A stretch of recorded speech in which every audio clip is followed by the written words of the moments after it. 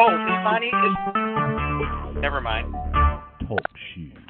Recorded live.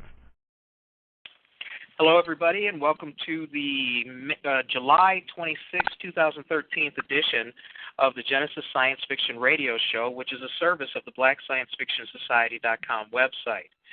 Tonight we're having a roundtable discussion with some of our black filmmakers who are on the site. We have Barbee, Hisani, is it Dubose or Dubois? Dubose. Dubose, and H. Wolfgang Porter, and myself. All of us have had various experiences in the filmmaking industry, and we're just going to have a roundtable discussion about being black filmmakers and what are the pros and cons of what we do. And what I'd like to do is I'm going to start out and have each person self-introduce and tell a little bit about their filmmaking experience, and then we'll get into to the panel discussion after that. So let's start out with Barbee. Why don't you tell us a little bit about yourself, where you live, what kind of film you like to do, and just, make it short, but give an introduction to the people. Okay, thank you. Thank you for inviting me on the show tonight. My name is Barbee, and I am currently in New York, New York. I am a filmmaker, writer, producer, and my company that I work at is called Elmhurst Entertainment. So a little bit about me. As a kid, I had a very active, imagination for storytelling. So I really enjoyed live-action superhero and sci-fi-based stories like Bionic Woman, Incredible Hulk, the original Star Wars trilogy, Spider-Man, and Superman the movie. So those were some of the shows that really influenced me to kind of write the kind of stories that I have today. And one of those stories is Evolve, which is a supernatural teen drama about a sheltered teenager who inherits super abilities that she doesn't want and can't control. Before I got to that, I did have a background in acting and also playwriting, which eventually I got into the production side of filmmaking, and I was able to work on some of the production teams of several short films and one independent feature. So Evolve is the first project that I produced under my production vehicle, Elmhurst Entertainment, and because writing is my first love, but it's very important for me to control the stories that I've written. So that's why I am now a producer. So that way I can... is Evolve a full feature-length production that you're shooting for? Now, Evolve currently is a web series, but the idea for it was originally a story idea that I had as a feature film for myself to star in. This was about 15 years ago. So it now has kind of segued into this 3-part mini saga that follows protagonist Dania Reese, who's part of a superpowered family who has very strict traditions, and it's just kind of like her struggle balancing between that responsibility and just being a regular teen. Sure. So right now it's a web series, but... Okay, and what's the website where people can pick that up?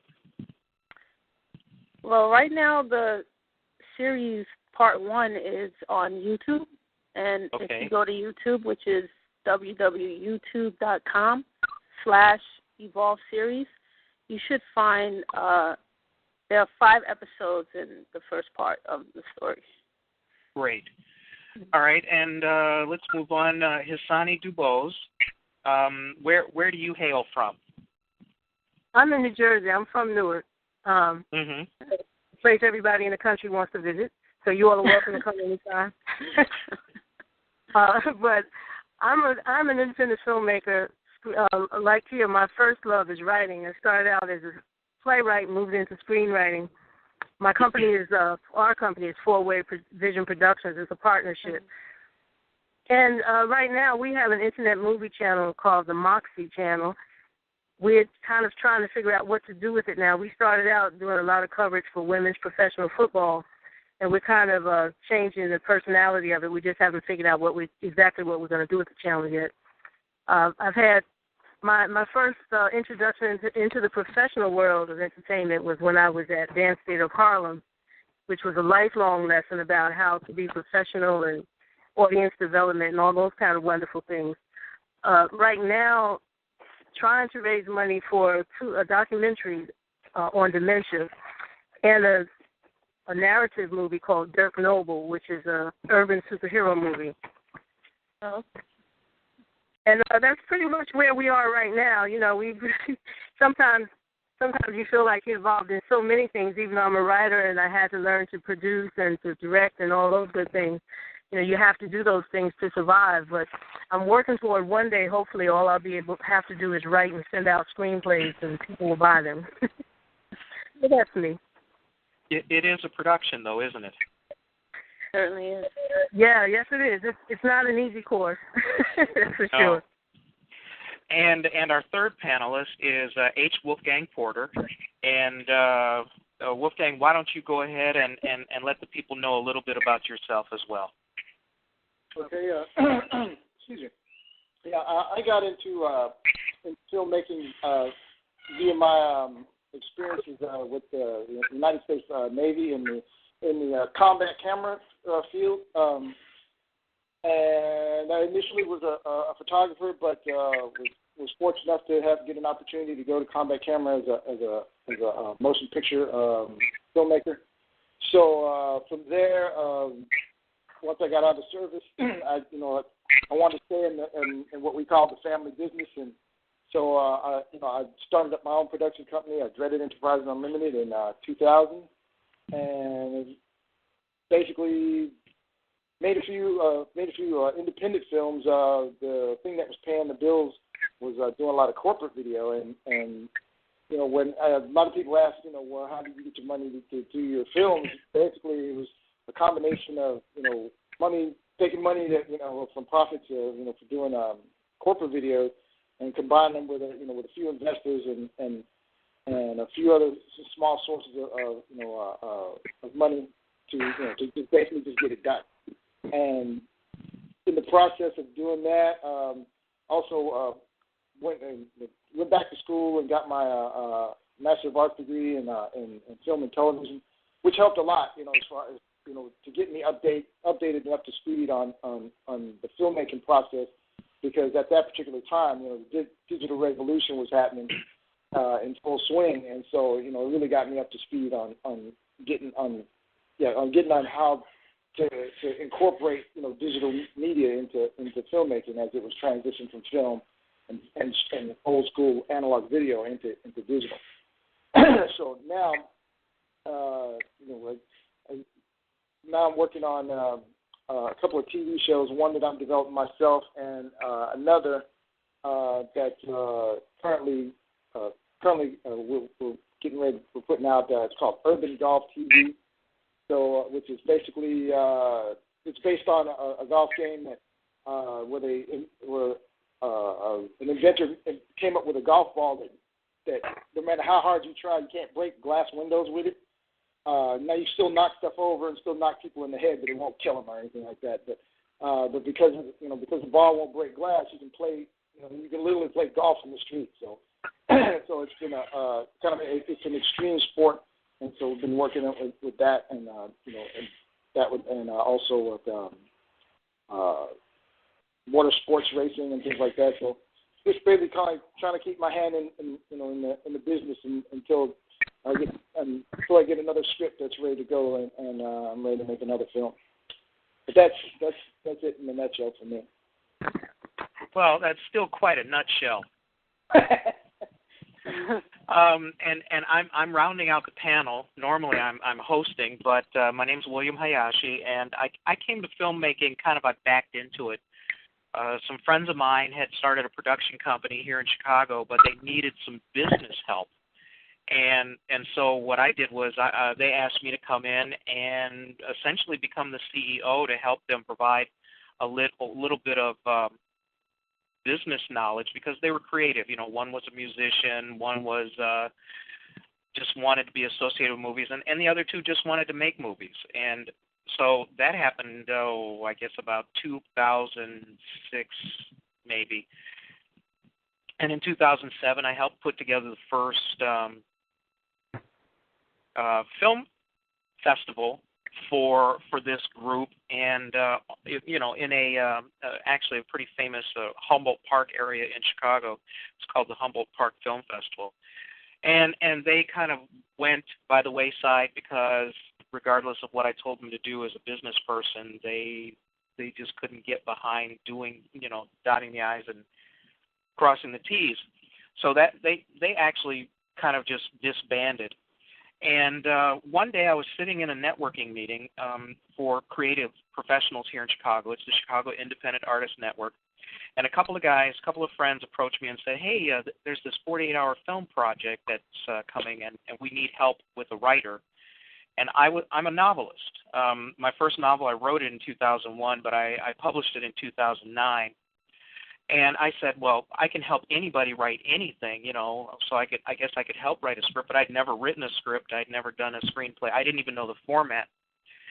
And I think I've told this story before, but my baptism by fire was the night that the 48-hour film project started. You have exactly 48 hours to write, film, post-produce, and turn in a 4 to 7 minute movie with certain required elements so people can't cheat.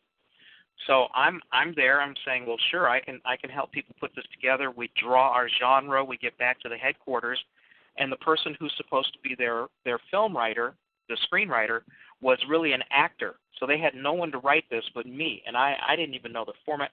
So I did what any reasonable person would do. I scheduled in a 45-minute nervous breakdown.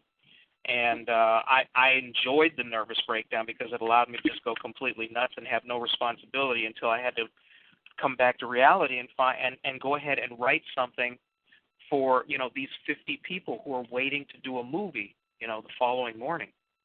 And so I you know, it took me from about 8:30 that evening until about 5 in the morning to do the script, and I had to go look on Google on how to write the script and what the formatting was, and I turned it in to the director and at 5, and then, you know, I just went home and was scared to fall asleep and went and opened up the place where we were going to shoot the movie at 9 the next morning. And all of that is to say that I've had an exceedingly lucky career because for that year, I won for Best Script in Chicago. So that tells you what panic can do for you under the right circumstances. Since then, I've written 3 other scripts that also got made. So my first 4 scripts that I've written have all gotten made, and they're all shorts. And next year, I'm producing a full feature that I wrote. It's a comedic bank heist movie. It's a cross between Ocean's 11 and Office Space. So my film writing actually is an outgrowth, you know, very much like you know, has been said, grew out of being a novelist. So, I mean, that's how I came to film, and I really enjoy it. I enjoy making films. I like the writing. I like irony in a movie, and I really want people to have a good ending, you know, to see a good ending in what I write, because I've left the theater after seeing movies and they've had such a terrible ending. I go, oh my God, I'll never get those 2 hours back, and where's my $50?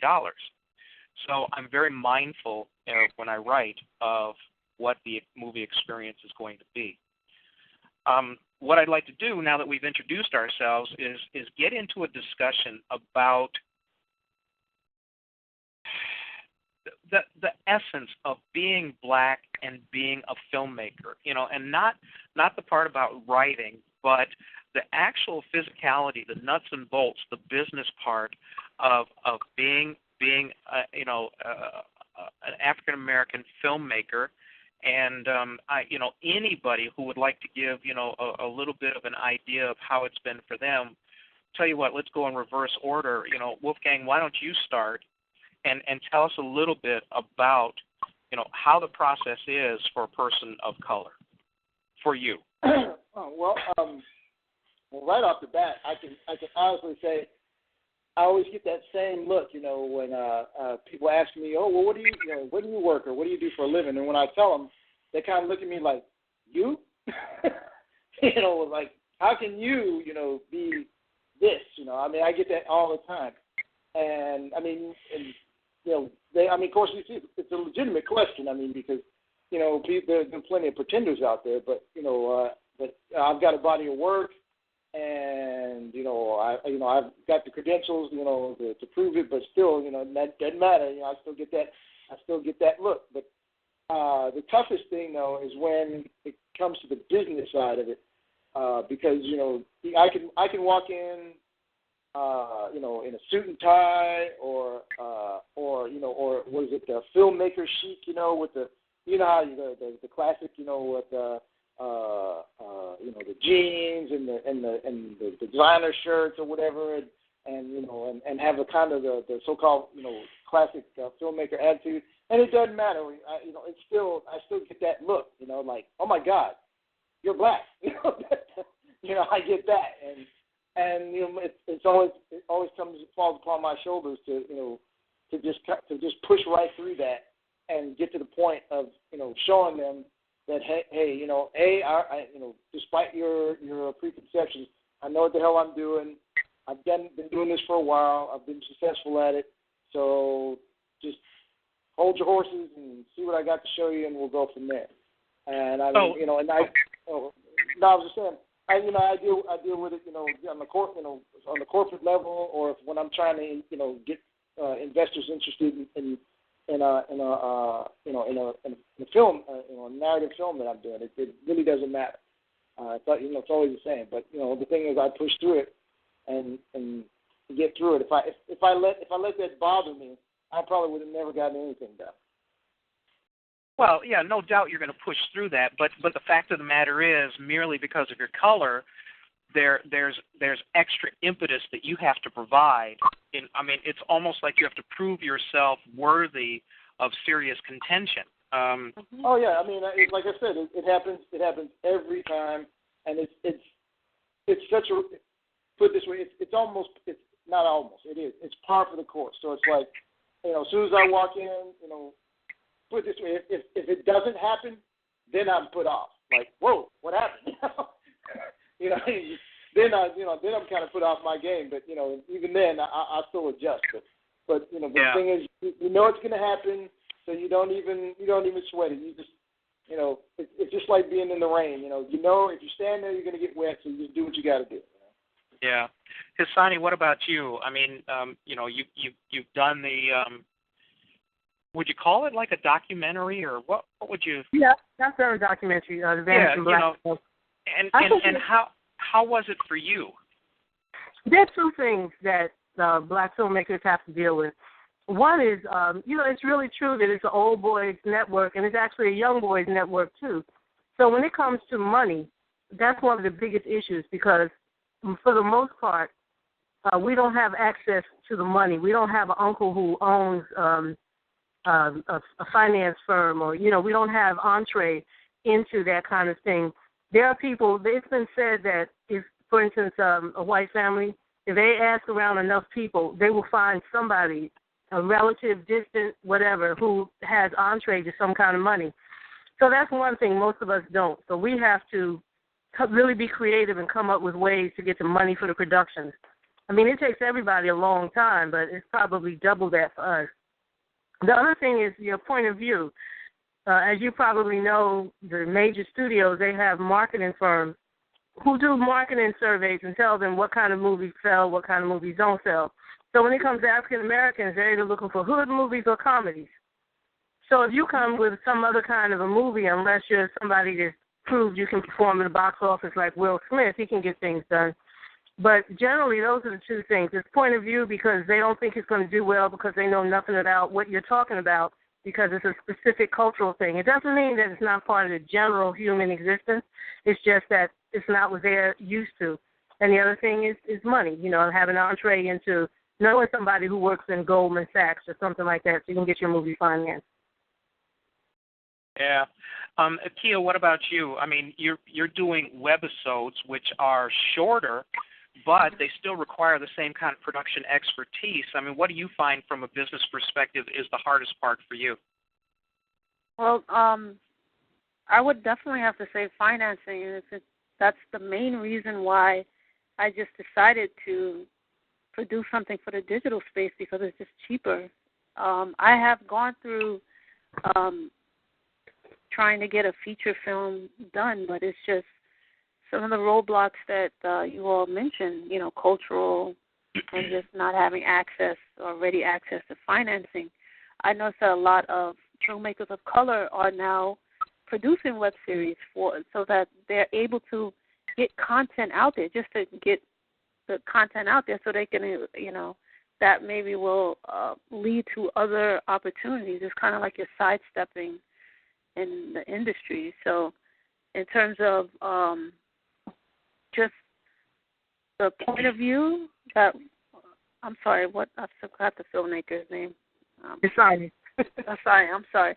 That she mentioned, I actually am just now experiencing that because of the type of story that Evolve is, because normally I don't write. I've written mostly dramatic stories that have may have like comedic tones to it, or may have like a thrillerish tone, but this is a totally different genre, and I'm finding that people aren't trusting it because it's coming from someone who looks like me. Because I think that if it were a different director, there'd probably be a little bit more people jumping on a bandwagon. Well, I mean that's possibly true, but we have the classic story so far. Well, we have the classic story from just a handful of years ago, where someone like George Lucas couldn't get money to do Red Tails. I mean, regardless of what you thought about the script or the execution or whatever, and the fact that the director was black, if George Lucas ends up having to self-finance a film, people like us who don't have nearly the same acumen, who don't have the same contacts or reputation, this is going to be tough. It's tough out there anyway as far as money is concerned. And then if you want to do a project that is, let's say it's urban oriented or black oriented, then you have your money people going, well, okay, that's low hanging fruit from a very specific demographic, but then on the other hand, you're not Tyler Perry. So the whole money thing, I think, is something we're going to struggle with in this country, regardless of.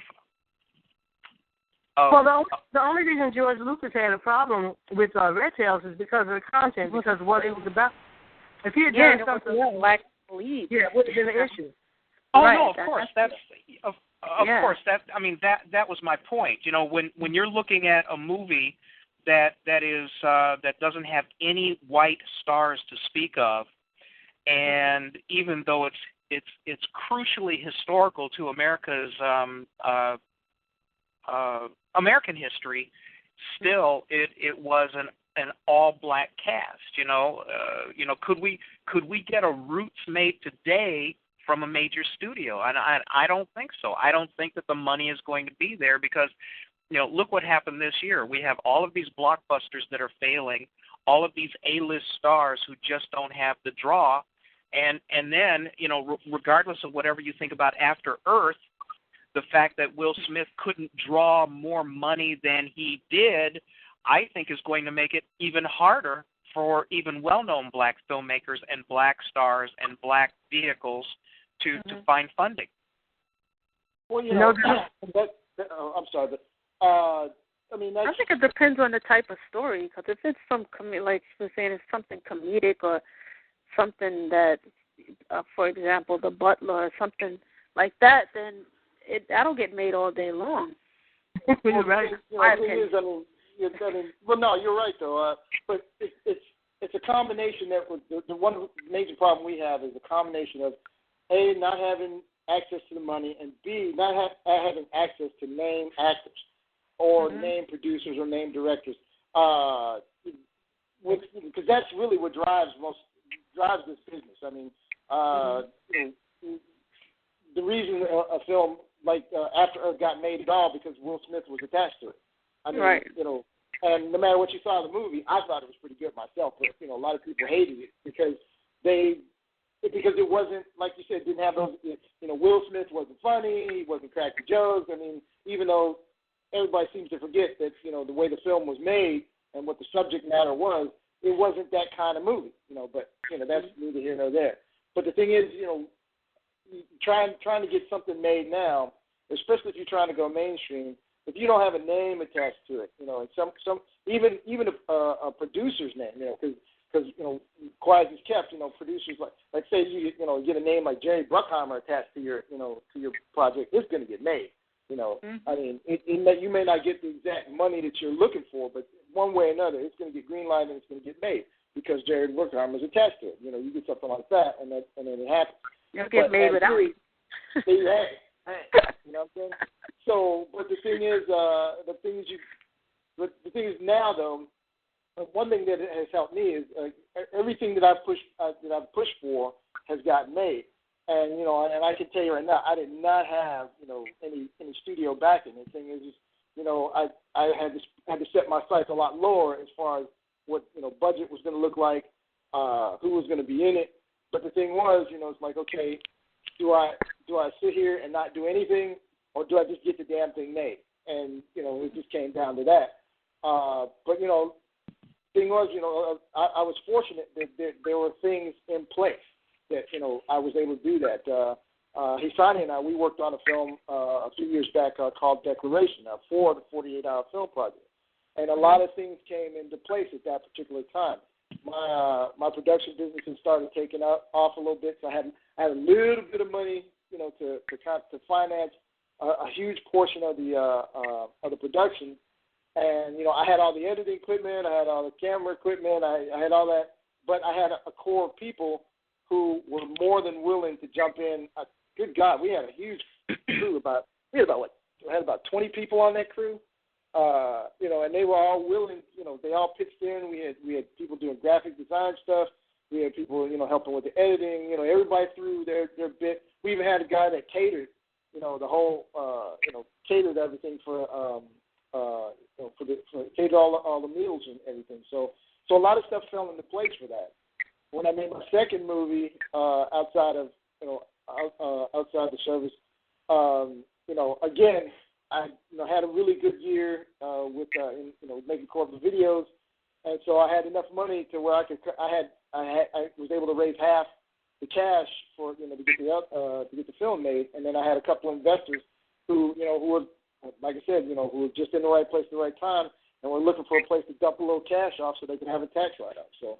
And then also I was fortunate enough to get sponsored by a major electronics company who spotted us a lot of the camera gear that we use. So again, things came into place. But when you don't have things come into place, it's a hell of a lot harder because you're going to have to dig a lot deeper and to get it done. But the thing is, it all comes down to it again. Are you going to get this thing done or you're not going to get it done? And you're just going to have to dig deeper to do it when particularly as a black filmmaker. It's almost assumed that you're going to have to roll up your sleeves and punch a few folks in the face to get where you want to be, to get done what you want to get done. Yeah, and for people listening, just because money is an obstacle doesn't mean that you should give up. You just have to be very creative. It would be ridiculous for a black filmmaker to come up with a budget that's $20 million to get a movie made and to try to raise that, unless you're already in the system. There are a few scattered around. But for the most part, you have to try to keep your budget very small. One good thing about being in the Northeast, there are a lot of actors in this area. There are a lot of people who, because there are not many roles for black actors, you'll be surprised. You can reach out to some really major actors who will do an independent movie for a little bit of money just so they can keep working. If it's professional, if the script is tight, and if it's a real professional operation, they won't do it if you don't know what you're doing. No. But the thing, just to keep your budget low and do it in the most simple way you can, and just keep it working like that until you can get bigger money. You know what I'm saying? No, I'm just agreeing with you. That's what that's why you see an explosion of web series, and a lot of filmmakers do short films. It's you're just trying to build up your skill set so that that it's kind of like a visual pitch of what you can do. Right. Given the opportunity to move on a bigger project or, So I definitely agree with you. That also helps for when you were saying reaching out to, even a C-list actor or something like that. Even they have, they're willing to work with you as well, but they need to see something that's already out there. So I would definitely say that shoot something. Make sure you have something on film. Well, to what you just said, I mean that was what I did for this movie that we're going to do next year. A couple years ago, what we did was the production people that I was working with, we went and we did a production trailer, which I did post up on BSFS. It's called The Chicago Job. And what we did was I wrote about a 10-minute production trailer, not the kind of trailer you'll see on TV, but it was a short to do exactly what you said. And what we did was I wrote it so that whoever saw it, especially people we're going to go after money from, can see a couple very important things. One is a flavor of the writing. Mm-hmm. And since it is a comedy, there were some very good comedic aspects of it.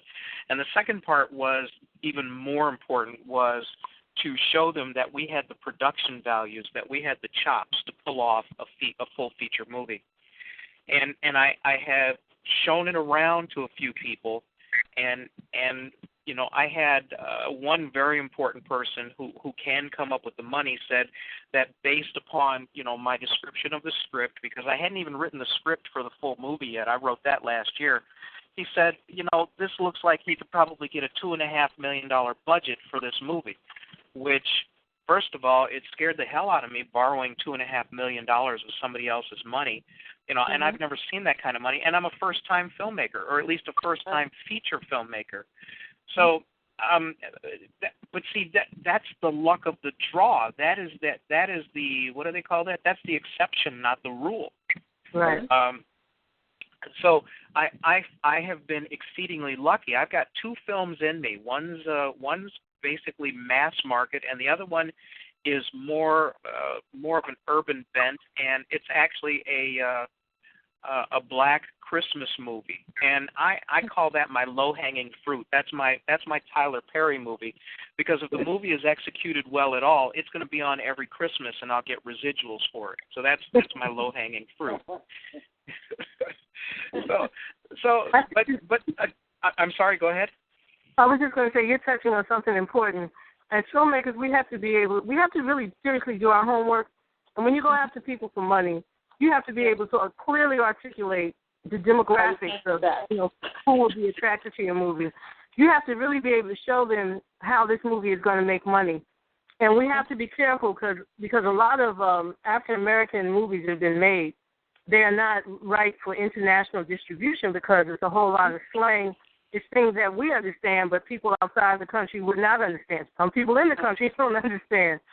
So we have to be sure that when you make a movie without, you can still keep the flavor of the movie, but try to keep a universal language, because that's one of the problems too. They say we can't make global money off of this because nobody knows what you're talking about. So keep the flavor of your movie, but make the language universal, and really stay up on the business side. Be able to articulate, because this is about money. They don't care anything about how we feel about it, and it's a great film, and they don't care. They want to know, are they going to make money off of you? That's the bottom line. Well, that is true, especially. Go ahead. I was just going to say another thing too on that point about international. I mean, keep in mind that there are international markets that love black movies. I mean, particularly like Germany and Japan and even China, believe it or not. There's a certain segment there that love. I mean, are crazy in love with hip hop culture and street culture, and they're dying for it. And the thing is, it's like Hisani was saying, you have to have you have to have that. You have to have the lingo in there because that's what they want to hear. But the thing is, it can't be to the point where when you go to get translations done, that it can't be done. You know what I mean? Because you're going to have to subtitle all your stuff anyway. Especially when you going for international market. But keep in mind that there are markets that like that. In fact, hip hop is big in Iraq of all places. So there are places out there, and like Hisani was saying, you got to do your research. And another thing too, you might want to consider the fact that the U.S. may not be your market. The international market may be what you're shooting for in the first place. I know lots of guys who singers and actors and sports people who just basically bailed on the U.S. and went straight to Japan. I met quite a few guys over there when I lived over there who are killing over there. In fact, there's this one kid over there right now who sings a black kid. I think he's in his early 20s now, who sings Japanese traditional folk songs, which is called enka, which is like their version of I guess kind of like their version of the Ray Conniff Singers or something like that. He's killing over there though, but because middle-aged Japanese women love his voice, So I mean, and then also, we got guys that are making movies over there that based on street culture because the Japanese love that stuff. So you got to keep that stuff in mind too.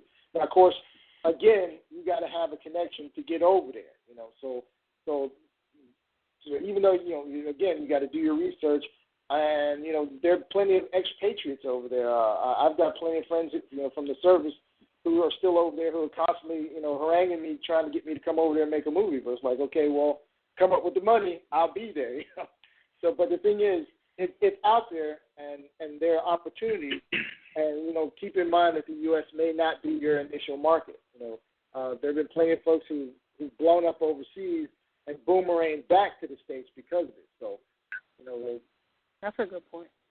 Well, and there's a truism globally that urban culture is as far as entertainment is concerned is very popular worldwide. As a matter of fact, when you look at black urban culture, it drives the music industry worldwide. It's very popular worldwide. The imitators from other countries. So that is a good point.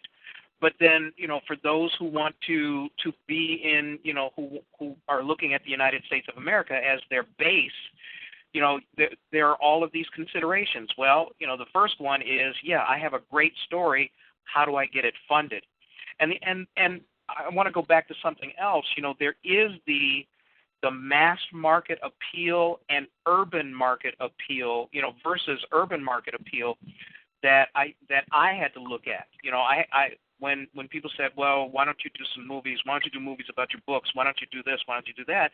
And then when I thought about it, I said, all right, I've got two choices. I can try to write, an urban-themed movie and see how that goes.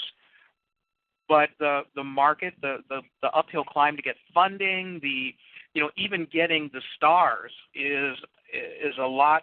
I think it's a lot harder than doing a mass market movie. So that's why I wanted to do a mass market movie the first time out. I don't know. I mean, obviously, one is not necessarily more right, as they say, than the other. But go ahead. I was just going to say, and answer your question. Well, one thing I found that has been pretty solid is just first of all, just write your script. Just write your movie, write your story. Tell the story. Initially tell the story you want to tell, and then take a hard look at it and see is this the kind of film that has mass appeal. I mean, but the thing is, everybody trying to write the next big hit that's not gonna happen because it doesn't work that way. I mean, you just basically got to write your story, and so if it comes when you get it to the point where when you're done with it, and you go then shoot like a teaser of it and take a look at it. See, is this the kind of story that's going to appeal? Let industry people that or friends with, let them see little snippets of it, or something like that, And of course, for God's sake, don't just send the script out to the studios. Please don't do that. Just, you build some relationships with people, who are script writers, and just have them read it. Because a lot of times they're more than willing to read it, but just make sure, you have some kind of agreement with them so they don't run off with your stuff. Networking definitely. But the thing is, the bottom line is don't try to write the next Tyler Perry story, because Tyler Perry's already written the next Tyler Perry story. Right? Absolutely. Wherever you are, write your own blasted story, and you'll know right after when you'll be, because let's face it, when we write, we'll be excited about the project, and then when we get done, we take a little time off and we take a look at it for real, give it a good read. You'll start seeing whether it's something that you'd be excited about making or not really quick, and once you decide that, then let somebody else read it, and they'll either confirm or let you know that, maybe not so much, So, and then you let some more people read it, and you see how see what kind of input you get from it. But yeah, but that's basically what you're gonna have to do first. It'd be nice if if any of us had that had a button we can push, and the next hit would come out, because then that would make things easy. But hell, even Hollywood can't do that. I just wish they would have somebody sitting over these producers' shoulders, letting them know that, hey, okay, this flick you're getting ready to make is going to be a dog. Lone Ranger. Yeah, but you know what? I'll tell you what I've run into locally here. I know a lot of successful, and I know a lot more unsuccessful black filmmakers here in Chicago. Some people hustle their butts off. A black filmmaker here, Mark Harris, he has hustled his movie. He's the creator of the Inglewood Film Festival here in Chicago, and he is probably one of the hardest working people in terms of networking. And that was going to be my next question. How important is networking? Well, I find it to be very important. Yeah. I got an $80,000 production trailer done. I mean, done and done well, and that's the one I was talking about, the Chicago job one that's up on BSFS. I got that done for $130 worth of food. Now, that's I would say that was some pretty good networking. And fortunately, I'm kind of like Kia. And you guys in bigger markets where there's a lot of talent that you can pull from, and if they think something's going to be good, they'll lend a hand. They may not charge, things like that. But I find that networking with people who both experienced and inexperienced has really made the process a lot more palatable and a lot more possible. What do you guys think? Everything is on relationships. Mm-hmm. So you do have to network, and you have to build relationships, and treat people fairly and tell the truth. And like you said, you can get things done. And I bet you didn't feed them bologna sandwiches, right? No, as a matter of fact, one of the guys worked at Subway. How cool is that? It's funny, and we worked that into the movie. We actually shot at one of his former Subway franchises because the guy still knew him and still had a good relationship, and we got food from there. Another guy managed a building that had not a Panera, but some one of those kinds of shops in it. And we got the stuff that was left over at the end of the day, which is still good stuff. But you're right, but it makes a big difference. And being able to step back a beat and take a look at what your resources possibly are is something that a lot of people don't do. They just plunge straight ahead. But if you take your time, you're going to find out that there's a lot of cost savings out there that can actually help you get the project done, because you didn't have to spend an arm and a leg on things that normally you would have. That's another thing too. Like, you have to use the things to utilize what you have. I say you have to utilize what's at your disposal first before I think some people right off the bat start saying, well, I got to rent this, so I have to do that. Well, you should always see what you can get for free, you know. Right. I think that locations is key, especially when you're doing an independent project. You don't have a budget for locations, so sometimes you have to revise your story around your location, and I think that comes with experience. Where it's your first time, you just think that, okay, the script says I have to be in this ballroom, so we got to find a ballroom. But you know, being resourceful, but also using those contacts that you have. This is my motto.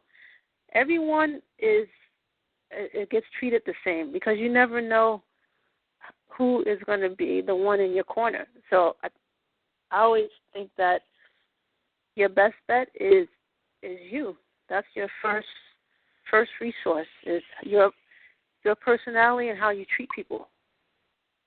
You're right. Which is a good reminder to everybody. You only get one chance to make a first impression. Yep.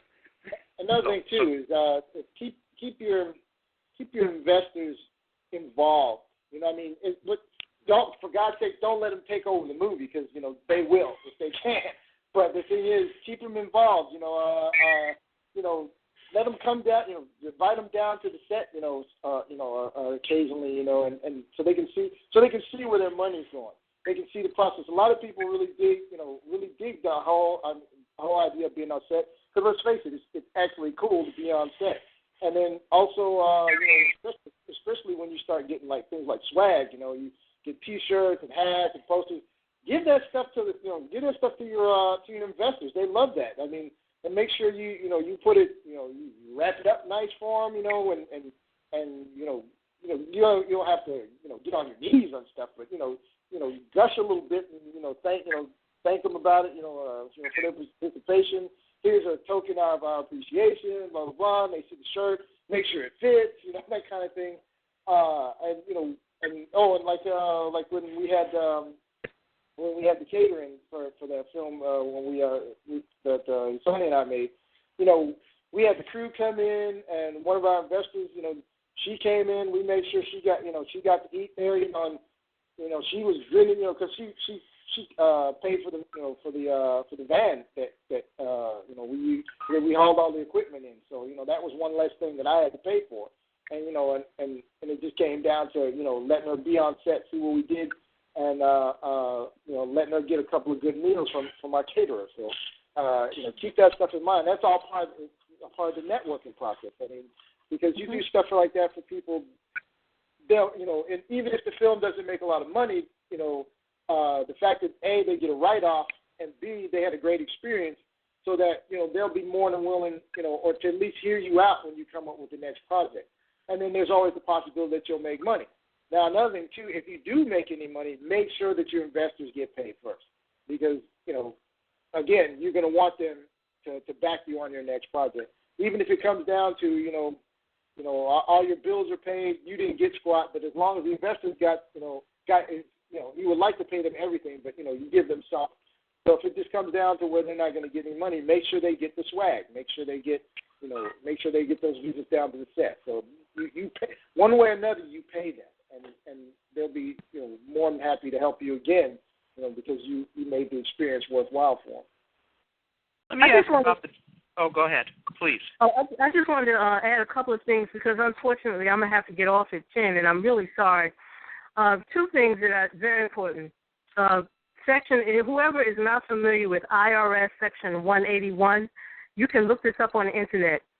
The reason it's so important is because it's a tax law that says whoever invests in your movie, as long as it's shot in the United States before December 31st, they doesn't have to be shot before December 31st, but they have to invest before December 31st, they will be able to have a write-off immediately. In the past, usually what happens is you have to wait until the movie is done, and you have to see if you lost your money or you got your money as an investor. But with Section 181, it's probably one of the only good things Bush did, because they were trying to keep movie production in the United States. So under this, if you shoot in the United States, as soon as a person invests, they can write it off right away. They don't have to wait and see if your movie makes any money. So it's a win-win situation for them, because if your movie doesn't make any money, they've already written it off. And if it does make some money, they write it off, plus they get a profit.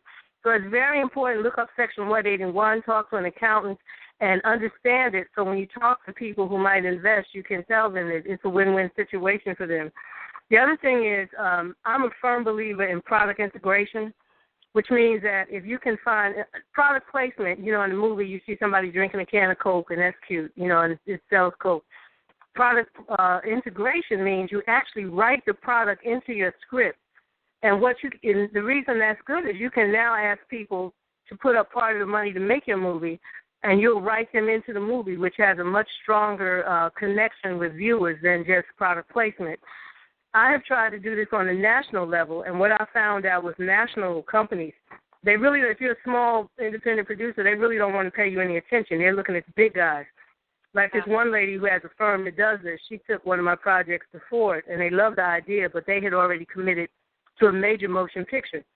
So take product placement, learn about how it works, and go to your regional companies, local companies, and who may not be able to give you multi-million dollars, but maybe they can give you $25,000.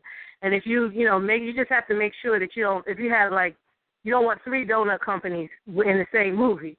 Whatever the product is, make sure it's just one product. If they, put up the money, they have exclusivity for that kind of product. But those are 2 things that can help you raise money before, Section 181 is only good until December 31st unless they reapprove it. Renew it, yeah. Yeah, the product placement is the product integration is something that you can really work if you build it. Even places where you normally go do business, and if you go to them and, talk to them about it and guarantee that, all the things that Wolfgang said, and then guarantee that the movie will be seen. Maybe, I don't know, if it's a local store, maybe you're going to let them do a screening or something. But we have to be very creative. So with that, I'm so sorry. I'm going to have to go. Thank you so much for inviting me. No, thank you for dropping in, and we will catch up with you soon. Let people know before you go where they can take a look at your work. Well, if you go to the Moxie channel, it's www.themoxiechannel.com. Moxie is spelled M-O-X-E, not M-O-X-I-E, themoxiechannel.com. Also, if you want to see The Vanishing Black Male, the distributor put it on snagfilms.com. It's S-N-A-G, snagfilms.com. I kind of wish you hadn't put it on there because people can see it for free, so why buy it? But the good thing is that it's keeping it alive. It was released in 2006, and people are still arguing about it. That's great. That's great. Well, yeah. Well, thank you very much for dropping in, and we will look for you in the future when we have a few more of these roundtable discussions. And have where you're off. I hope if you're traveling someplace, have some safe travels. Okay. All right, thank you. And I promise if the police bother me, I'm going to call you guys and let you be the first to know. One other thing, real quick. Make sure you all everybody listening, go see Fruitville Station. It's so important. It's a young black director, and it's a young black star in it, Michael B. Jordan, who is from Newark. In our organization that I used to have, the New Jersey Movie Makers Network, we gave him an award when he was 16 after he did The Wire and The Sopranos. He's incredibly talented. The director's talented. The content is very relevant to the whole Trayvon Martin thing. So, support them. Please go see that movie. You all have a great evening and call me anytime. Okay, thank you very much. Okay. Bye-bye. Take care. All right. So I'm looking in the chart in the chat room, and someone's calling me out, as Dr. Hayashi, and really the fact of the matter is, I do have the finest 6th grade education that you could get from a Chicago public school. I don't know if the whole doctor thing, but we'll talk about that later. One of the things that I'd like to talk about is what and we'll start with you, Kia. What are some of the joys? What were some of the best parts of you putting together your series? I would definitely have to say just finally being able to just work on something that I wrote as opposed to working on another project. So that would definitely be the umbrella under it and filter down to everything else. But just if I talk about specific things, I definitely would be some of the funner moments was just being able to see those characters come to life. From a story that I actually had written like 15 years ago. And just from day to day, having to deal with the challenges of filmmaking, and because it makes you're learning as you go, you know. So I personally don't like to do anything where I'm not going to learn anything. So just being able to produce something that I wrote and also can learn from it at the same time. So for you, it was a whole process thing, not necessarily, you know, it wasn't a result-oriented process for you. It was the process of learning, the process of doing, and actually getting it done that kind of drove it for you, right?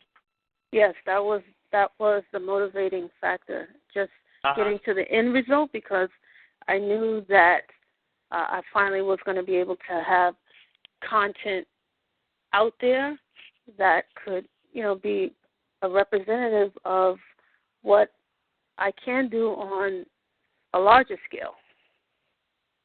Sure. So, and just being able to have something actually produce.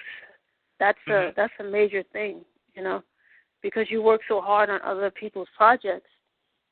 You know, you ever start to wonder, well, am I going to be able to get my own thing out there? Right. So now I feel very empowered to continue that trend. You know, someone in the chat room has asked, have either of you two started off your film company as a video production service first? Oh no, no. I'm not technical at all. It's really just a representative for the scripts that I've written, as opposed to so that I can also have producing credits on my own work. Sure. Yes, so I don't do video, something like that.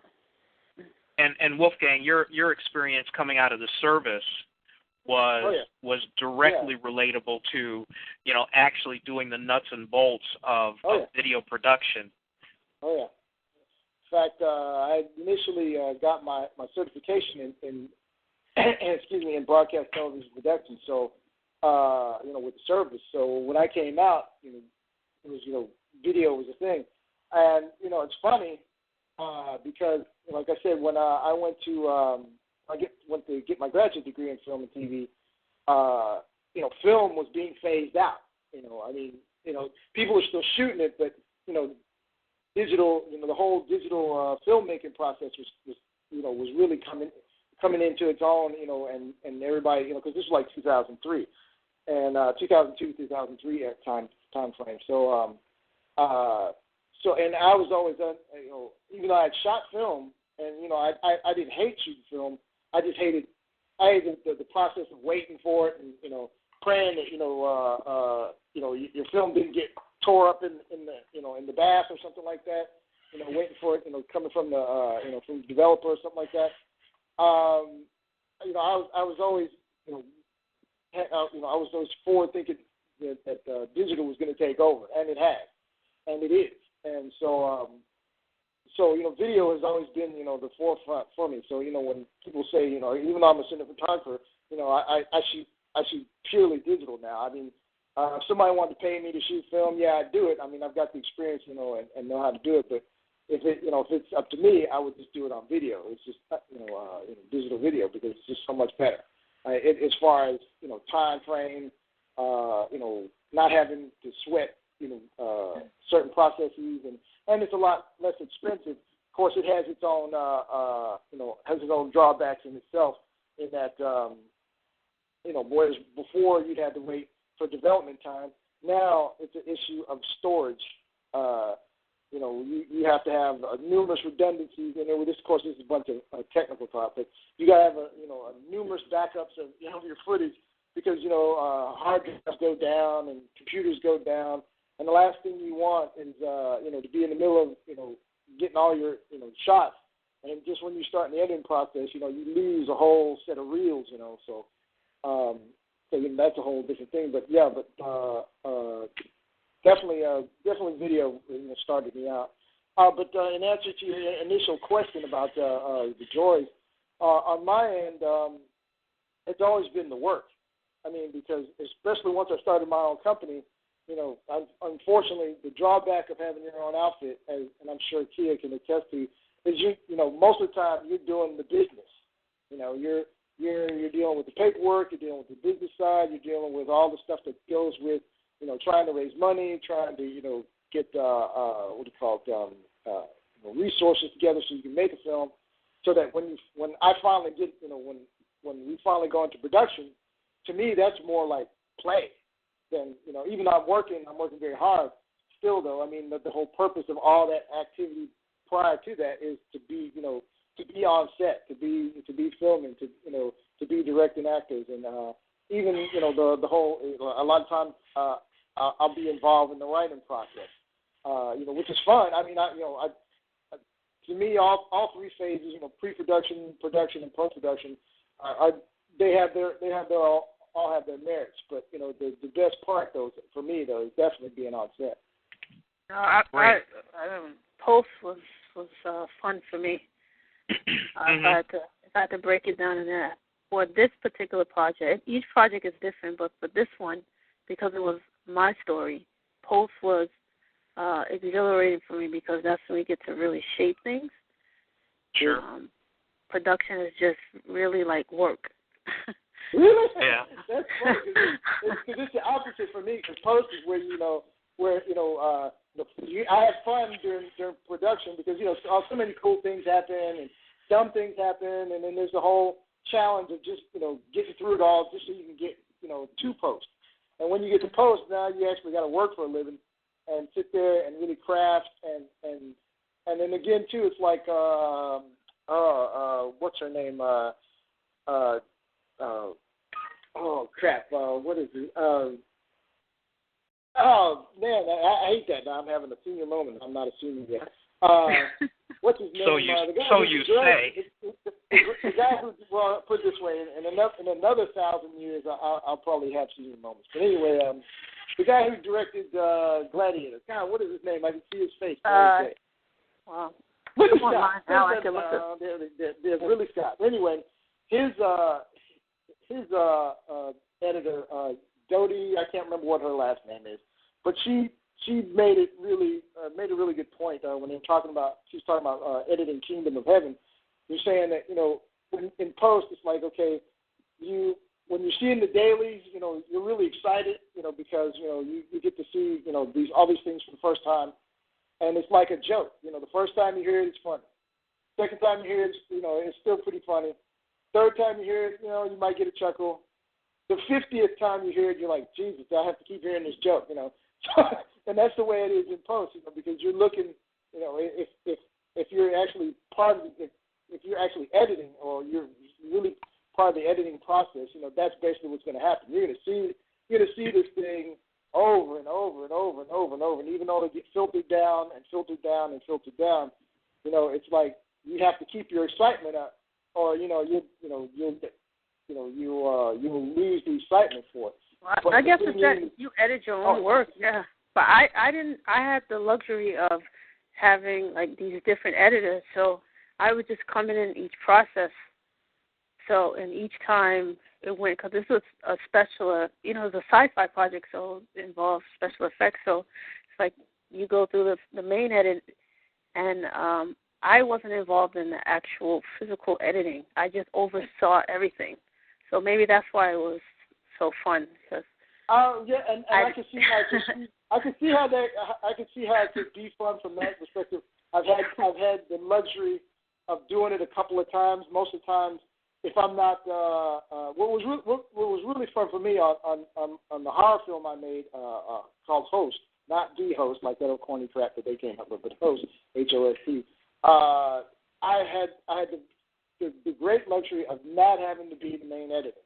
So all I did was, I sat in, on the edits as director, and that was it for that. But then I did the special effects editing. So that for me and like the special effects and just the finishing, part of it, which I found is really my thing. I mean, I can edit. I'm a pretty decent editor, but when it came down to actual, the part that I really liked about it was just the part that just being able to get in there and do the finishing stuff and add all the little sound effects and because I also do sound design and stuff. So handling that stuff was fun.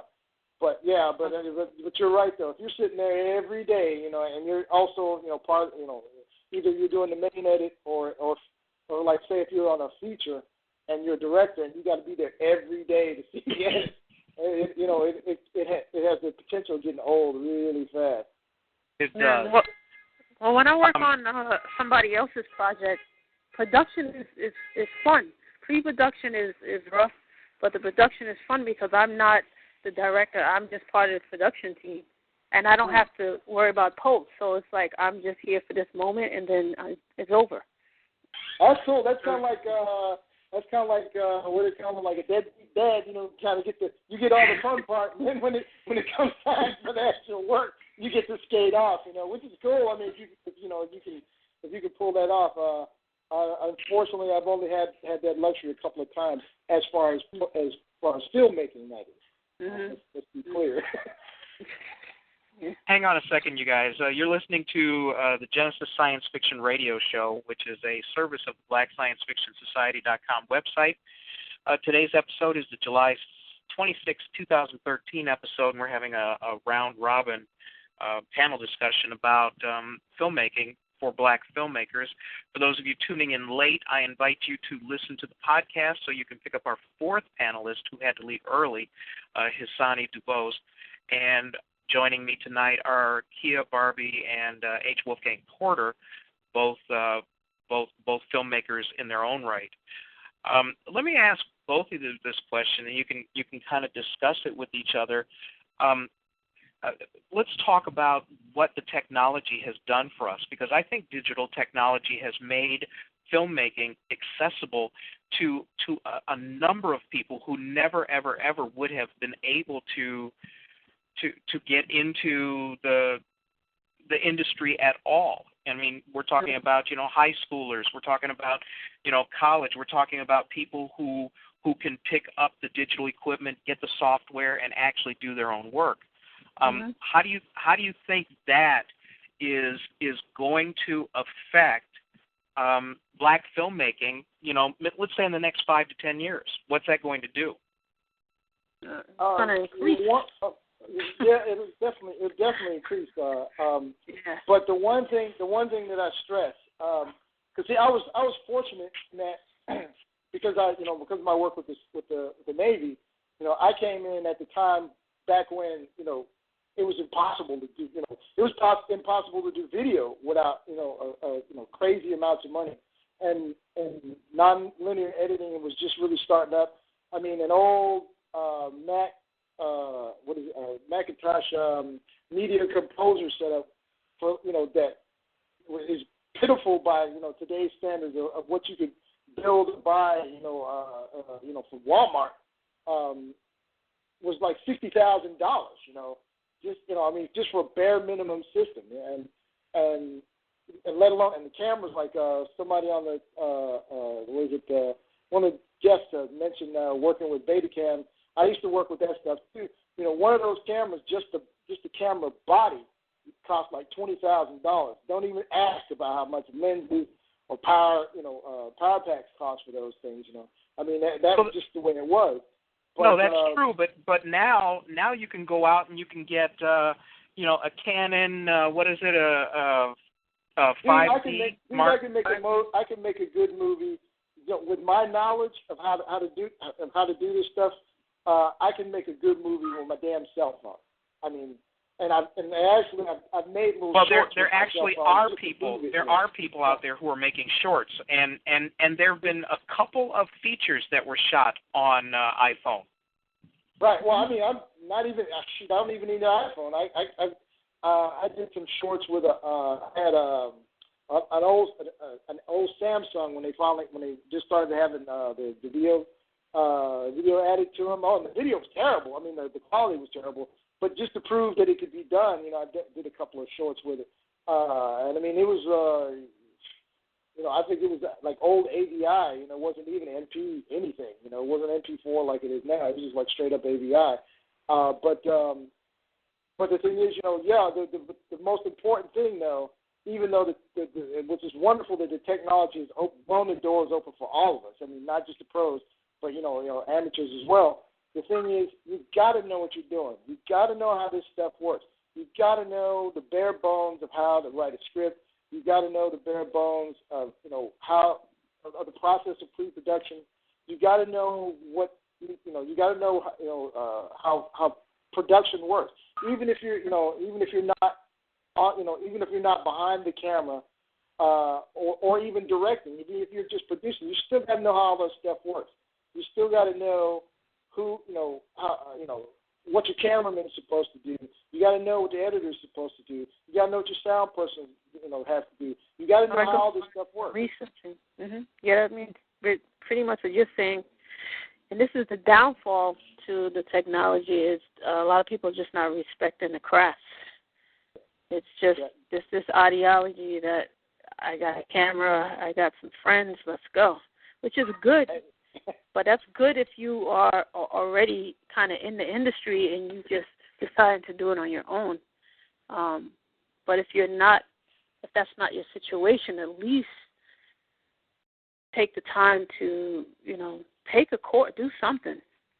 Well, that's a very good point, because I also write for Video Maker magazine, which is basically their demographic is for people who are like amateurs to about intermediate people looking to get into video and video filmmaking.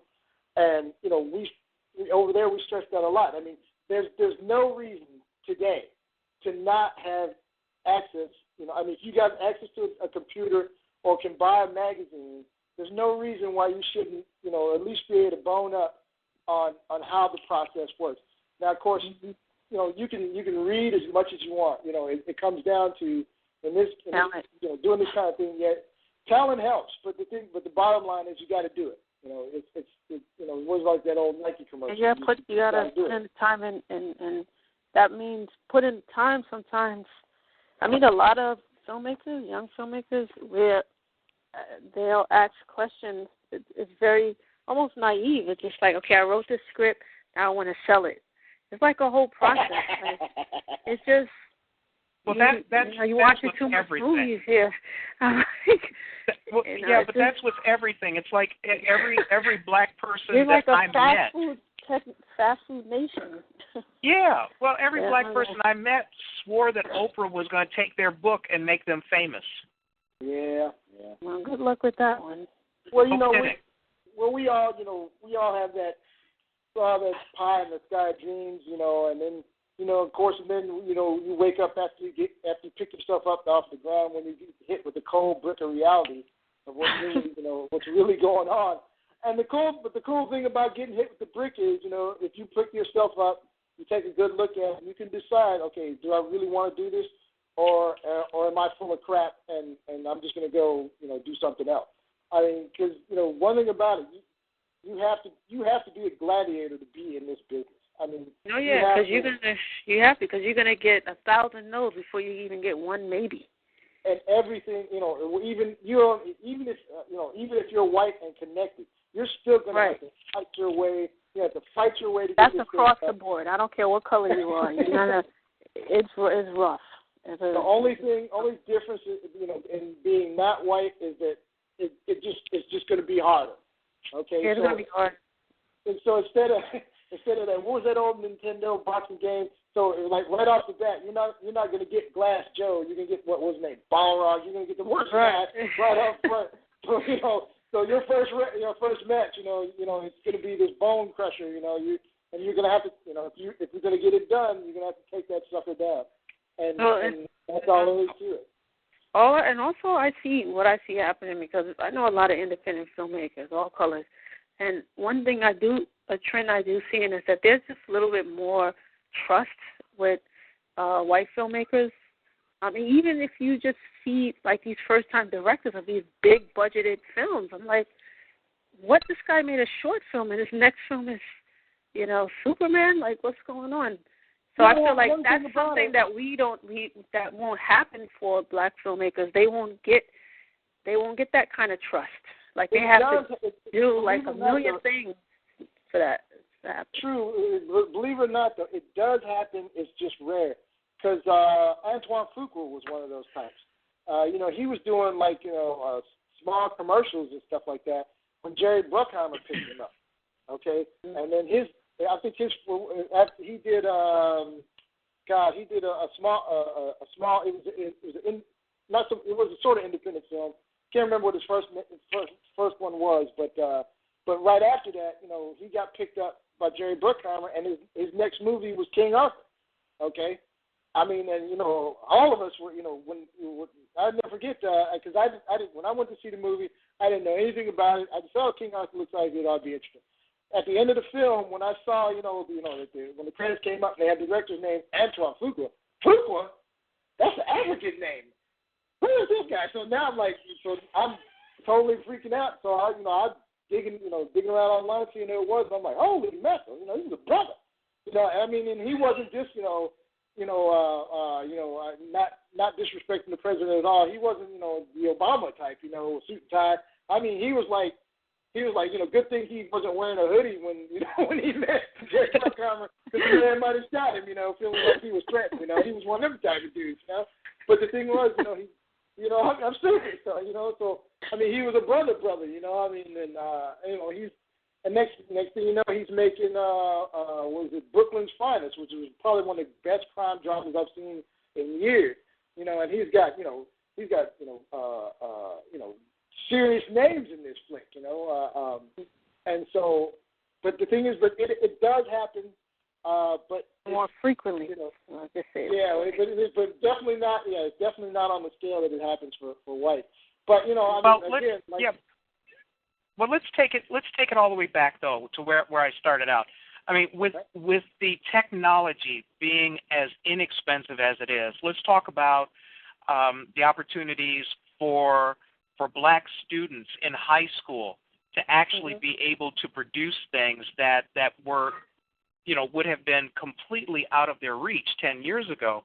And to what you said, yes, you definitely have to have skills, and you have to acquire a certain amount of experience, but I submit that the barrier to acquiring some experience and being able to stretch out and do the kinds of things that you might want to do in film, I mean, first of all, it cuts down the amount of time where you're going, is this for me or is this not for me, because you actually have the opportunity to test out your skills, to maybe be in a class where they've got all of the digital tools. And the other thing that I was thinking of, one of my good friends here, he's in theater, but what he has done is he has gone and he has created a class of photography, and I mean a class not like first class, second class, third class, a class of photography with his phone that is starting to get some international attention. And I'm wondering, does that open up the opportunity for more black filmmakers to actually produce something because they don't have the standard barriers of, like what you were talking about, Wolfgang, when you're talking about, tens of thousands, maybe even hundreds of thousands of dollars worth of support equipment in order to make, just your standard off-the-shelf production. So I'm looking at this and I'm saying to myself, well, from an educational point of view, this is providing, young black potential filmmakers, because they may not have even tried anything, an opportunity to dip their toe in where no such opportunity existed just a short time ago. Oh, I can speak to that, because I'm actually part of a filmmaking teen program. It's called Real Works, and they do just that. They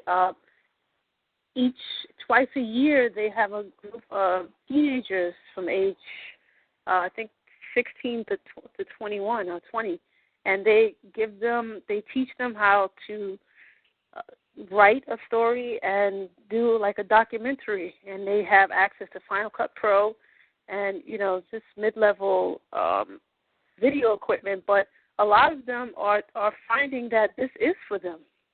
And they actually know how to edit, by the time they leave this program. So, and I'm finding that to be true. Like a lot of editors are just getting younger and younger these days because they have access to this equipment.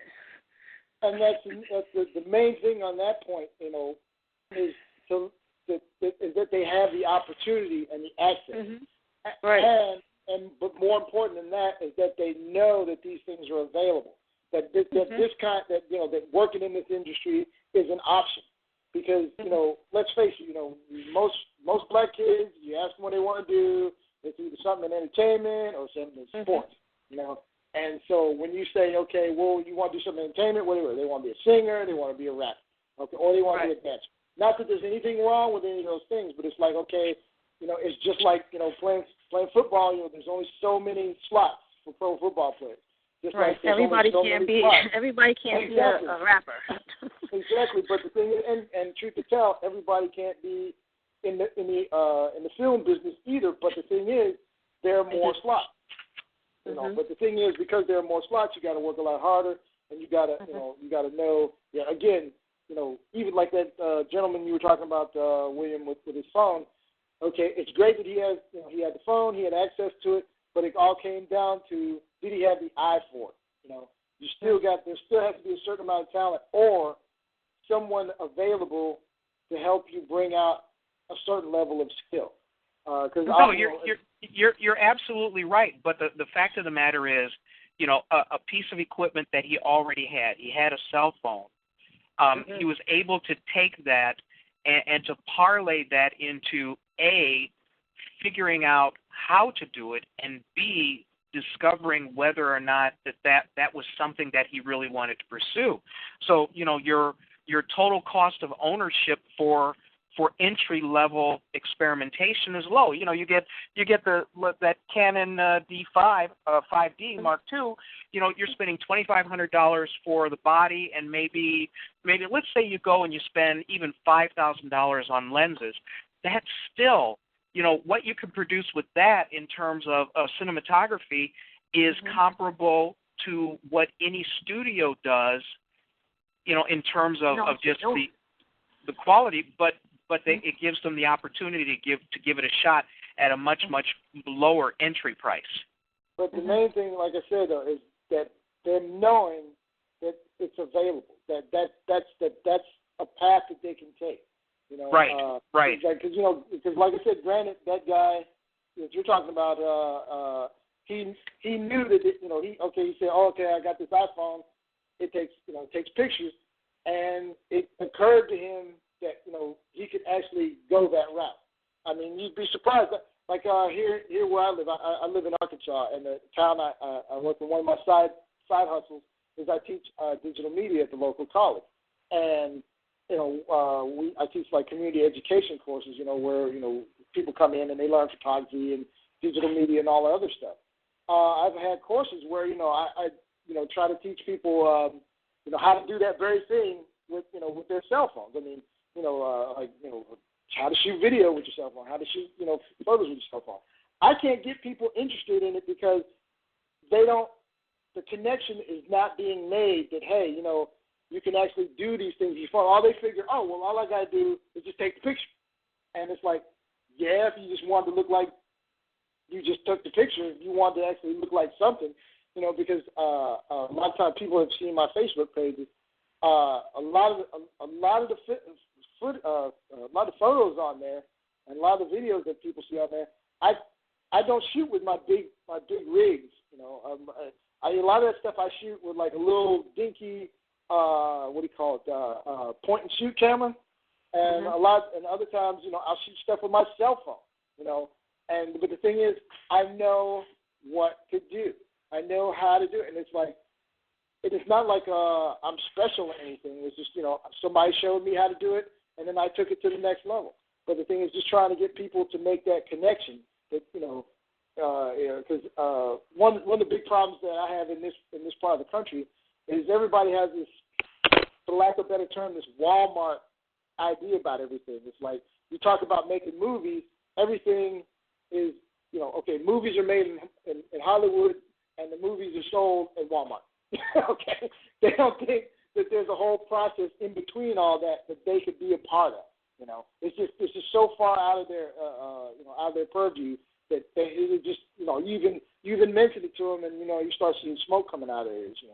So just back to your point, just making sure that children of all ages recognize that they can do that this is possible for them to do. I mean, like you said, most of the technology is already in their house. So many people already have cell phones, and you've got a whole production studio right there in your dang phone.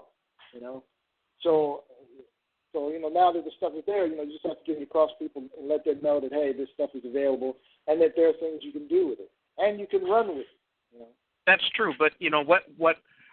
Fortunately, the barrier is coming down because let's talk about. I think the barrier is down. I think the physical barrier, but I think what the barrier that's still up is the mental barrier.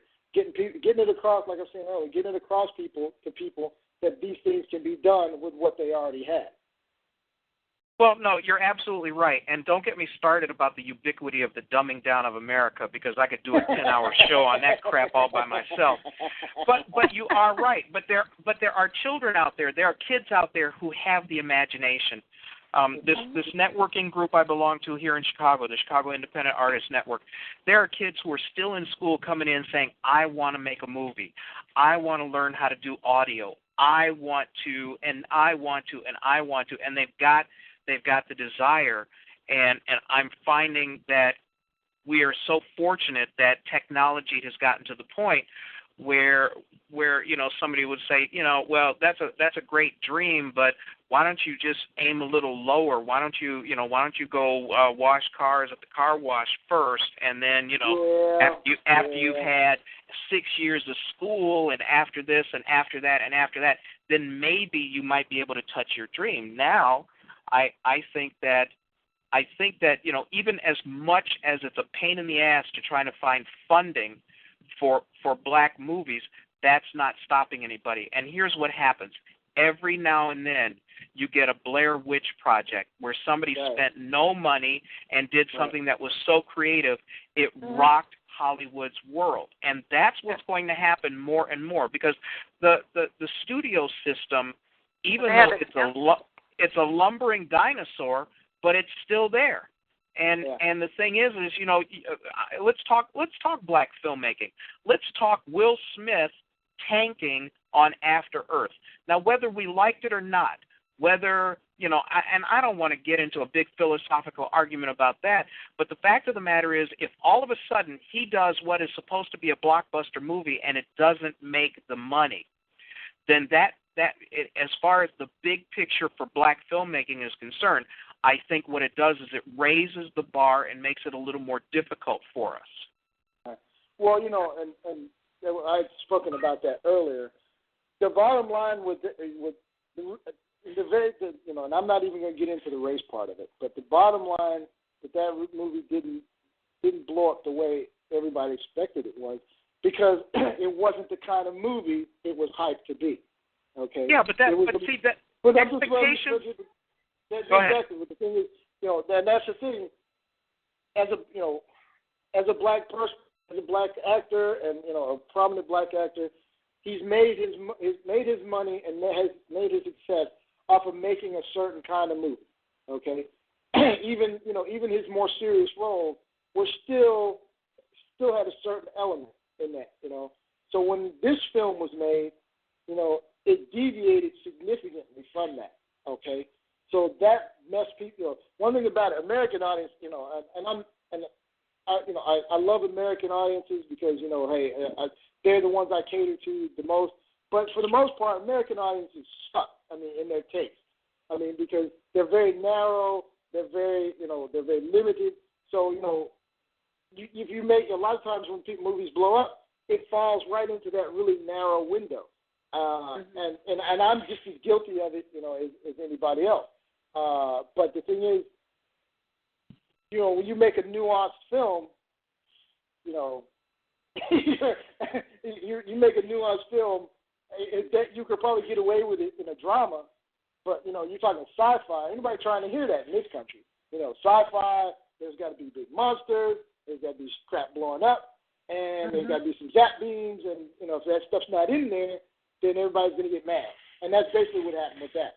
So, no, but Wolfgang, that's the whole point. The whole point is if you're going to be in business, right, and your market research is that poor, that all of a sudden something like that surprised you, it's going to do nothing but increase the difficulties for Wolfgang and William to get funding for the next movie and the next movie and the next movie. I'm not darker than Harry Belafonte, and I'm still going to have problems. But you understand what I'm saying, I know exactly what you're saying. What I think happened with that film was they figured that it was they were going off the old formula. They figured they probably had gotten to the point where Will Smith had gotten to the point where he was a big enough name where all he had to do is show up and the movie would make money. But they made that mistake with other actors too. What's his name? Warren Beatty and dang it, Ishtar. Oh God, yes, that's it. Yes, that was a huge mistake. And then the other one they had was it Coming to America? No. But I want to say But there have been some huge movies that they made. Even what's his name? Kevin Costner's Waterworld, which was actually a great movie. But the thing was, his name was attached to it. He was riding off his fame, from Dancing with Wolves and others, and a couple of other films he made that blown up. Waterworld. You're talking about Waterworld. Yeah, Waterworld came out, and it was supposed to be this massive blockbuster. It was made like a massive blockbuster. It played like a massive blockbuster, and it wasn't a bad movie. But the thing was, for whatever reasons, there were people that were ticked off that it cost so much money, all kinds of dumb stuff. But the thing was, because there was that negative press, it went down. It went down. But now, like you're saying, did it make it harder for Kevin Costner to make another movie? Nope. No. That's what I wanted to say, is that it's not going to affect Kevin Costner at all. They would make they would do a remake of Waterworld, even though it's flopped, but they would not do that for After Earth. They're not you probably will never again see a black sci-fi movie with a sci-fi movie with a black lead after Earth, because they're going to just ride on that for forever. Like, that's it. And that's another thing too. That was the biggest issue. That was the biggest issue with that film, was that the lead was a black kid. And I like I said, not even trying to get into the race thing, but the fact was it was a coming of age film. I mean, that's basically what it was. It was the young knight trying to win his spurs, fails to win his spurs, and then has to go on a grand quest to save some lives, and he has to fight, overcome all these obstacles, and ultimately fight and defeat the dragon in order to complete his goal. The original screenplay was set in the present, where a car went off the road. The father was injured, and then the son had to set off through the woods or whatever in order to find rescue for the father. And turning it into a sci-fi movie made it something different in terms of how the public perceived it. Right. Well, the thing is, I think that if they went with the original prospect, I think it would have flopped even worse, because there's a certain perception in this country that, especially if they had a black kid in it, that a black kid, there's no way a black kid could possibly do that, That, black people don't go out to the wilderness. They don't go in the woods. There's stupid crap like that, But I don't know if that's so stupid, because if you look at Poltergeist or any of those other movies, had it been a black family, the movie would have been about 8 minutes long. It wouldn't have got past the credits. No, I'm serious. If my house starts talking to me, it's time for me to move. Anyway. Yeah, true. Yeah. Let me just remind people of one thing, though. I don't think that Will Smith is going to kill off the prospects of people investing in sci-fi movies as black vehicles. Because let me, is everybody sitting down? Let me utter these words: Pluto Nash. Okay, let's move on. Yeah. Well, the thing, remember now, in Pluto Nash, he had a prominent white co-star. Yeah, but that was a comedy. Yeah, but it was a comedy. But the thing was, it was a dog, and it had an almost interesting, it was an almost interesting concept. I can't think of anybody that could have pulled that movie off because it was a dog, and right. And Eddie Murphy, he hit his peak really quick, and I'm not knocking him. I didn't see Dreamgirls, but I heard he was very good in it. So his thing might have always been drama. He just didn't. He just never got the roles for it. But he's fortunate that he's a draw unto himself. He is a legitimate. He turned himself into a legitimate movie star in terms of the kinds of vehicles that he could drive forward and make money with. I obviously a movie starring any of his ilk, even Martin Lawrence, even after his meltdown, there are certain people who are fairly reliable in bringing people to the box office, and right. as we said earlier, it is a business, and as a business, you have to be mindful of what it is that drives the business, and essentially, if I could say so, it's making folks money, and in the bigger picture, it's making white folks money. Yeah, I said it. Somebody had to say it. Well, I'll take the heat for that. Well, no, I'm talking about the studio system. In the studio system, I mean, let's talk about who do we have who are truly black producers who, from start to finish, squire a project through. You have Spike Lee, but he still can't get white people money. Right. You have Tyler Perry. If we had, more Singletons, if we had, Forrest Whitakers, if we had more people doing more things, it would be more visible and less of a sociological stigma to be of color. So it's tough to look at the whole industry without saying, well, we have success, we have, we even have our own market, we have our own low-hanging fruit, we have our own audience, but still, when you talk about the Hollywood studio system, it is still, it's going to be difficult for black filmmakers to ever be considered equal to whites in any way, shape, or form. Well, that's pretty much it. But again, to your point, one thing about that this summer has been proven is much of the stuff we've been talking about. Hollywood is going to have to, they're going to have to accept the fact that their formula, and that's basically what it is. Their formula for making movies is not working anymore. Okay, because what we were talking about earlier, you got to have a name attached to it, to get funding. All right. Well, they have had big names attached to movies, to these movies that are supposed to be blockbusters, and they've been bombing. Everybody's been going on. They're really pissed off at Will Smith. But the thing is, Jeff Bridges' latest movie tanked, and it tanked big time.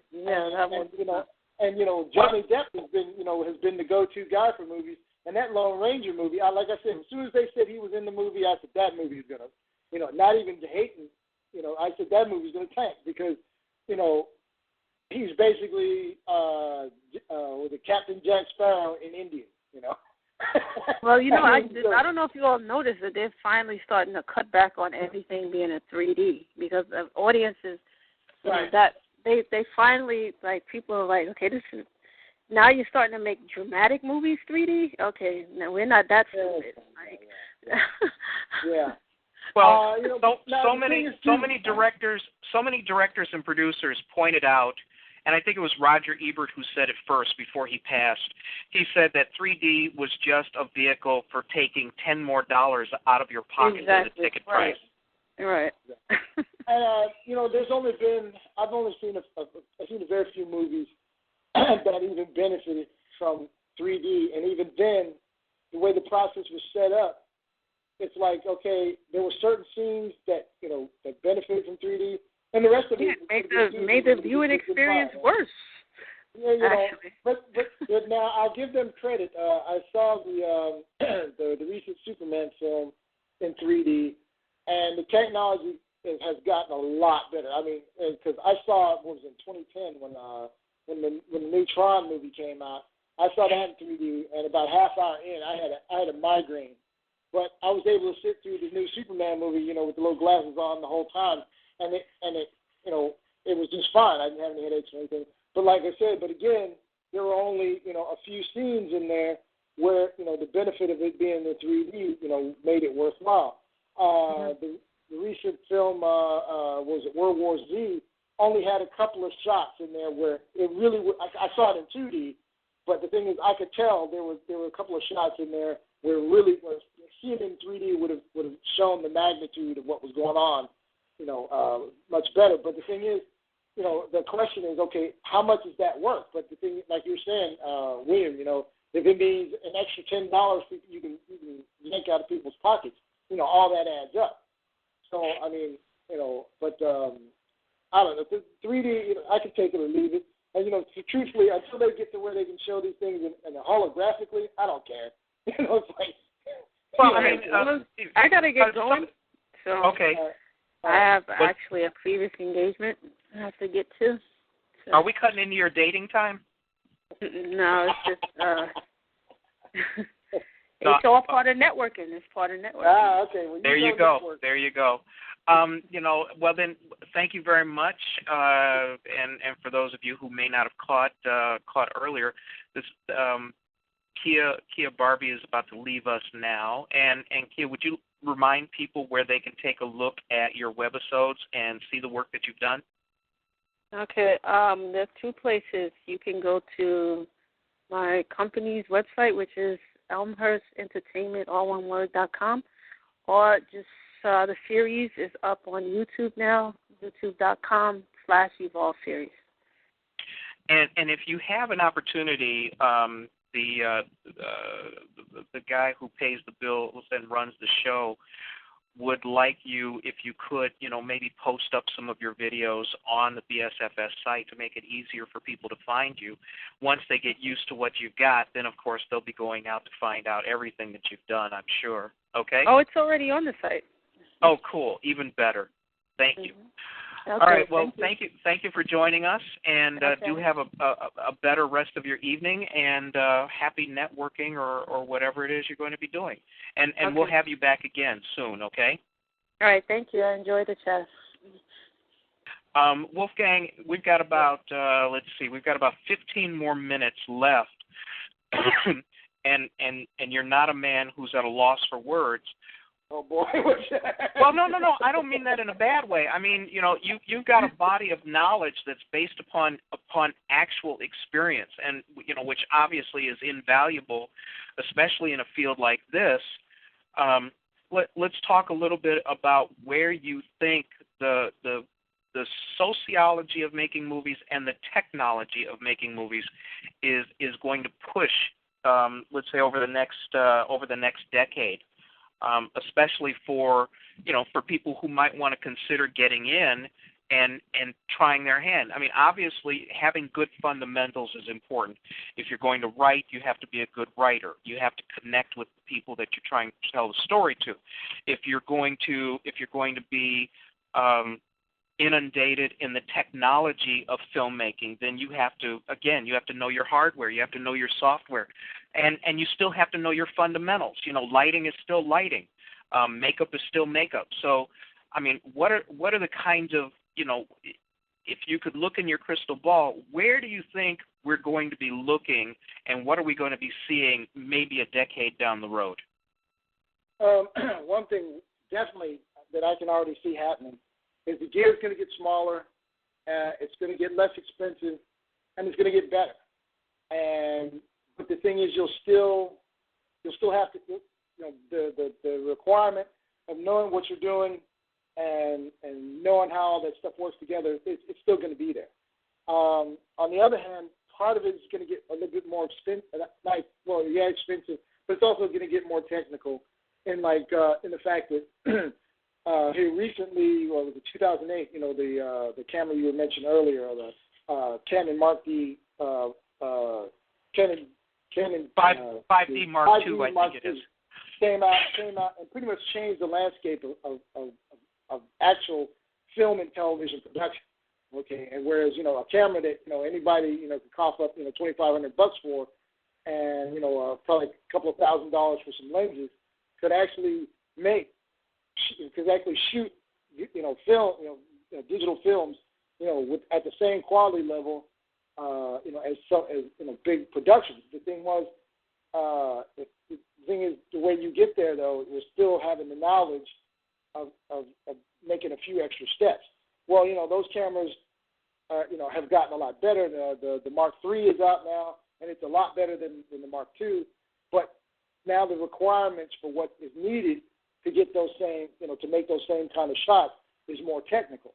Okay, you still, like you said, you're still going to need lighting. You're still going to need, the knowledge of how all these things work, the lighting ratios, all kinds of stuff. You're still going to need to know the basics. But like I said, the gear is getting smaller because lighting itself. Before, back when I first started, to get good lighting on a set, you were talking 1K, which is 1,000-watt light. With huge. Put it this way: if I hit you with one, I'd kick you. Okay, these things are massive. Last thing you want is one of those suckers to fall on a set because if you're standing under it, you're going to die. Okay, well the thing is now, I can build. In fact, I've done it. Build lighting kits where using household items, and household bulbs, I can make my own, 1K, 2K light kit for, I'd say, just for $70 for the actual housing, and probably about $50 or so for the actual light. Okay, so the thing is, even cheaper than that now, you can get professional kits where now they're starting to use LED lighting, instead of no more bulbs, So and the kits are getting smaller and smaller and smaller to where now you could buy a kit where say you need a 3-light kit to do interviews or something like that, or you're shooting a web series where say you're shooting your own web soap opera or something, and you're going to need the light, need some professional lights on that set along with the do-it-yourself lights that you hide all over the place to kind of the setup. The thing is, those lights are getting so small that where you can have a 4 or 5 light kit in a bag, not much bigger than a suitcase. Okay, and it's not just some crap that somebody can slap together. It's these are professional lights. So but the thing all that stuff is getting smaller and cheaper and better. But again, the requirement to know what you're doing is still going to be there. Because, all the gear is getting better, all the gear is getting smaller, and it's getting cheaper, but the requirement for having the technical knowledge of knowing how to push that equipment to its potential is still going to be there. You're not getting out of it. That whole you see every now and on YouTube, it's like people were going all gaga when people were starting to shoot videos with their iPhones and wow, that's great. And, they were under the impression that all they did was stand there with the phone, and the phone did everything. And it's nope, doesn't work that way. So you have to know how things work behind the camera to get what looks good on front of the camera. So that's why I see where it's going. It's going to get smaller. It's going to get, they're going to get better. But like I said, the technical requirements are going to be so much more. And in fact, the computers are so fast now that even what is it, 2K and 4K film, digital film now is starting to get more and more accessible. I remember when the Red 1 camera came out, everybody was like, "Oh my God, the Red 1!" It's so great. Yeah, but it was expensive. Was and still is expensive as hell to operate. Right. I mean, most people still can't afford a dang thing. They still have to rent them or stuff like that. And then there's the whole issue, like I mentioned before in another comment. There's the storage requirements. That's not going away. So as the quality of the video starts getting better and the technology starts getting sharper and faster, the storage requirements are going to start going up. And so there's going to be this weird curve where all the stuff is going to get cheaper and better, but the requirements to store and edit are going to become more and more expensive and more tight. So that's where I pretty much see where all this is going in the next 10 years. It's going to be an exciting time now. Yeah, and that's the technological part. The thing that many people forget, and the hardware is exciting. Let's be honest. Just seeing what they've been able to do in the last 10 years is amazing. But the one thing that will always remain the same, that won't change, it won't change at all, won't change from year to year, won't change now, won't change 10 years from now, won't change 50 years from now, is you still have to have a story to tell, and you have to tell it well. And for those people who are interested in what really drives the movie industry, when you want to talk about making a black movie, when you want to talk about making any movie whatsoever, you still have to have a story to tell. And I have people come to me and say, I really would like to do a movie and do my life story. And the inside part of me says, well, what makes you think you're so interesting? Anybody wants to know a damn thing about you.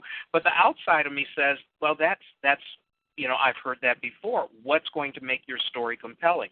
And even when we get away from the sarcastic side of me, you still have to, that's the abiding concern. What makes your story? What makes the story that you just put together, that the screenplay, the script, the whatever, the adaptation from your novel, what makes that a compelling story to tell? And that sometimes is the thing that people overlook. They figure, well, I wrote a script, therefore I can make a movie. Therefore I have a movie. And we still have to be good at telling stories. And we have to tell stories that are compelling. And a little bit of that goes back to why I wrote the script that I did for more universal appeal rather than making it a black movie, because I thought it was a fun story. When I show the trailer here in Chicago, people still laugh. They laugh every time they see it because they like the telling of the story. And I think that that's more than anything else the thing that people ought to keep in mind when they decide to become a filmmaker. If you're going to become a filmmaker, this is why a lot of directors write their own screenplays, because they have 100% control over the story being told.